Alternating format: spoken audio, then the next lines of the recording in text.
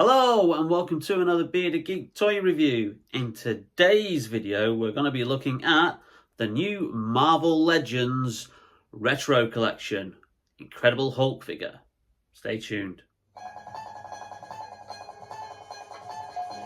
Dr. David Banner, physician, scientist, searching for a way to tap into the hidden strengths that all humans have.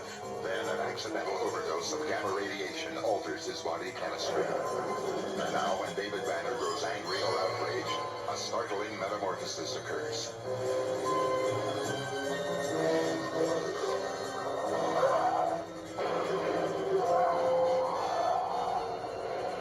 The creature is driven by rage and pursued by an investigative reporter. Mr. McGee, don't make me angry. You wouldn't like me when I'm angry.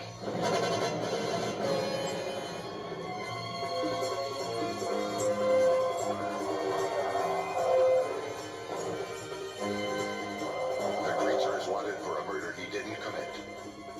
David Banner is believed to be dead, and he must let the world think that he is dead until he can find a way to control the raging spirit that dwells within him.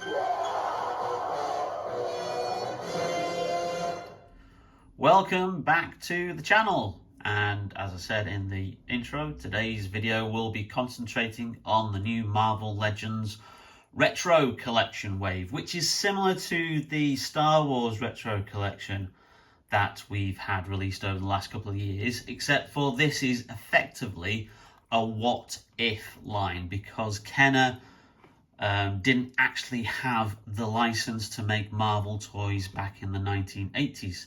So these are kind of like a concept of what the Marvel toys would have looked like had Kenner had that license.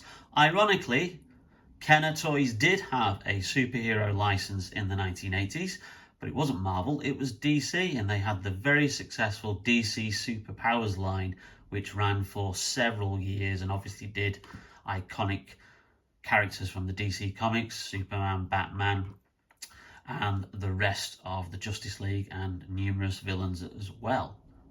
It was Mattel Toys who held the Marvel toy license in the 1980s, spun off from the 1984 Marvel miniseries Marvel Superheroes Secret Wars. It was made up of various figures in the range, and some of the figures who actually didn't appear in the comics as well. However, one notable absence was the Incredible Hulk, who was not part of that original range. So this line was originally available on Hasbro Pulse to Hasbro Pulse members originally, and it was launched as 3 separate 2-figure sets, which were the Amazing Spider-Man with Electro, Captain America and Black Panther, and Iron Man and Cyclops from the X-Men. Now, these figures have then been released generally as part of the first and second waves, and I will do a more detailed video covering these 2 packs at a later date because I got these at a very good deal from Star Action Figures. But the Incredible Hulk wasn't part of that initial offer on Hasbro Pulse. This is just part of the first wave of figures, and these are available in your high street or online, and they retail for $9.99. So I picked this up from Smith's because they've just started to hit stores, so picked this up several weeks ago, and obviously going to do a video for it. There, you may have seen in my Mandalorian Retro Collection video, I did do a comparison between the actual card backs, and I will go into a little bit more detail with that. But let's have a closer look at the figure. So as you can see, it's very much in the retro stylings of how the Hulk looked in the 1970s and 1980s. And this, for me, is the iconic look of the character. Look at that artwork on there. Brilliant there. It really does look like he's just like leaping off the page, and the figure itself is really, really good. Now, I don't have any of the Secret Wars line from the 1980s, and they never produced a Hulk figure in that line, ironically, because obviously he would have been like larger. But I do have another so like 3 3/4 inch Hulk figure, which is this guy here, Now, this was part of the Marvel Universe range from Hasbro, which was produced in the mid-2000s. And this was a successful range of action figures, and this ran for probably about 10 years before it was then discontinued, and then they moved into the Marvel Legends 6-inch line, which obviously is the main Hasbro action figure line for Marvel characters now. Now, this is a great figure, but quite a few years ago, I actually gave these figures, all the figures I had in this range, because I've probably had about 25 figures in total. I gave those to my son, and he still plays with these to this day. I've just realised he's actually got his bicep twisted a bit there. He actually still loves these figures, and they're a great representation of the character. But obviously, these are, you know, tooled with the more accurate detail, and obviously something that wasn't actually available probably in the 1980s, which is why we get the Hulk as he's looking like, oh dear, there he goes. He's fallen over. He was never good at standing up. Which is why we get the Hulk looking like he does there. A little look at the back of the card back. And you can see in the background, very similar to the DC Multiverse range from McFarlane, with like panels from past comic books, strips there from Marvel, and a little description there, as well as a picture of the character. Dr. Bruce Banner, struck by gamma rays, turns into the Hulk, an enormous hero with a massive green bulk. There seems to be a bit of a rhyming thing going on, which you'll probably see when I do the other figures that I've got in this range. But yeah, it's a nice little limerick that they've come up with there. But I am probably going to keep this on card, because I think they look really, really good on card. I'm not going to take this out of the packaging. But yeah, it is a good figure, and you know, for $9.99 you really can't grumble at the price. The first two waves of the retro line have already hit stores in the US and should be hitting stores over here in the UK. A third wave is planned with the grey Incredible Hulk, Daredevil's arch nemesis, Bullseye, as a figure, Susan Storm, the Invisible Woman, is also part of the third wave, along with the already released in the 2-pack Scott Summers Cyclops from the Uncanny X-Men. New to the line is the Astonishing Ant-Man, Scott Lang. And finally, the 6th figure in Wave 3 will be the Vision from the Avengers. Now, as you may have seen from my previous videos, it's been a bit of a bugbear of mine with the current state of the Star Wars retro collection, that, you know, as good as the figures are, the packaging leaves a lot to be desired. You know, as I've commented, they have this that great big sticker on there. They have this false kind of weathering, which just doesn't, you know, look really nice at all. And then, you know, the card backs are very, very flimsy. And just let's do a comparison here. Just look at how more sturdy that card back is for the Marvel retro figures.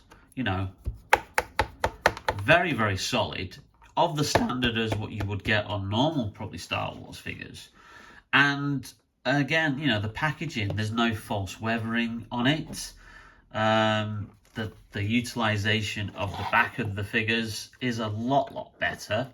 You know, the Star Wars ones are extremely plain and filled up with a lot of, you know, safety information and a brief description at the top with like nothing else, no picture of the character. Whereas the Marvel design seems to really utilize the whole of the packaging and just does a much better job. And it's like kind of like thinking, well, why can't Hasbro, who produce these under the Kenner brand, why can't they make, you know, this Star Wars retro collection wave as good as this. It's almost as if perhaps Marvel, when they were signing off on these figures, said, no, we don't want that, and we don't want that, that's too flimsy. We want a better quality product. And that's effectively what this is. You know, not only are these brand new sculpts based on characters, you know, they're not taken from the existing molds, which what the majority of the retro collection for Star Wars is taken from existing molds and scans of older figures. You know, obviously the Mandalorian wave is the exception, but I'm no doubt that we're probably going to get a Return of the Jedi wave probably next. But yeah, it's kind of like, you know, you're the same toy company, you know, and why can't you make a good quality product for both lines? Why is Star Wars getting the short end of the straw, or, you know, kind of like a half-botched kind of packaging, you know, whereas Marvel isn't? You know, is it because they're learning from their mistakes? But then this first wave of figures did come out in the US before the Mandalorian wave, which came out earlier this year. It's only just hitting stores now in the UK. Because there's been a little bit of a delay. But I've heard that it's the opposite case for the US. The US hasn't had the Star Wars Mandalorian retro collection wave yet. So, you know, again, swings and roundabouts. I like both lines. I like both aesthetics of the, you know, both kind of like, you know, the reasonings behind it. You know, they do take you back to, like, you know, being a kid. But, you know, it is a shame that Star Wars is continued like down with the, you know, the poor packaging, which you have to put up with. Whereas Marvel have just hit it straight out of the park, you know, with an excellent, you know, card back packaging, you know, just complete opposite of the Star Wars retro collection. And again, as I said in the Mandalorian retro collection video, which I'll leave a link for in the description of this video, you know, if you're going to put a little sticker on to commemorate this line, a little tiny one will do. You know, that says limited edition, or, you know, first edition. That's all that you need. You don't need a great big sticker on saying retro collection, you know, because, you know, your consumers, which is collectors effectively that this line is aimed at, you know, they're not idiots. They know the difference between these figures, that they're not genuine figures from the 1980s. They are reproductions. So again, I've just compared to, you know, the Mandalorian, or the, you know, the Star Wars retro line, you know, in general, you know, the Marvel range is, you know, miles above for packaging. But back to the main figure in hand, and obviously it's the Incredible Hulk Marvel Legends Retro Collection. Now, as I said, I'll probably be keeping this on card. However, how do I display it? Because if you've probably noticed, one of the key things is this card is not punched. And obviously from a collector's point of view, I do know that figures are worth more in their packaging if this little peg hole isn't punched and is still part of the card. So I will probably have to get some kind of display figures, display cases to put these in. And then find somewhere to actually put them, because I've done a kind of like similar thing with the Star Wars retro collection, but not had that problem of that, because they've all come without that little piece of cardboard there. So they've been easily better to display, which I will show you now. So just a quick update of the geeky room that I've got, and like I said, I've put my retro collection Star Wars figures on display, but where are they? They're right above my head. So as you can see, I've put those there above the door, and I think that looks really, really good. I've just got to put the Grand Moff Tarkin figure up. I've just will be putting him up shortly. He's the only one that's currently missing. So I just think from a display point of view, they look really, really good.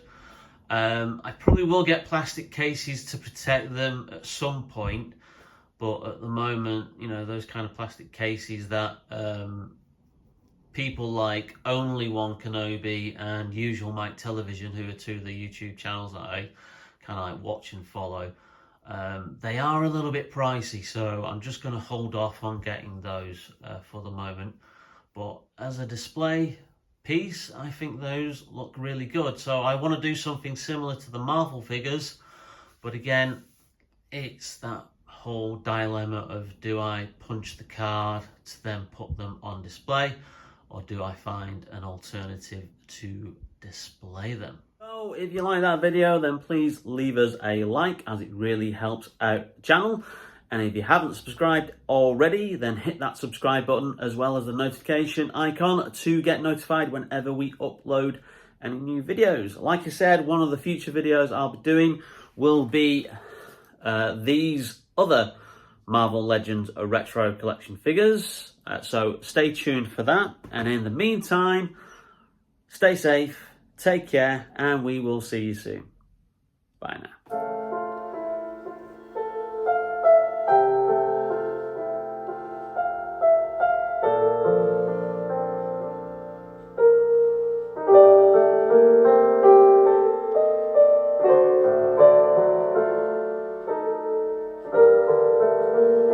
Please leave us a like, and if you haven't subscribed please leave us a like, and if you haven't subscribed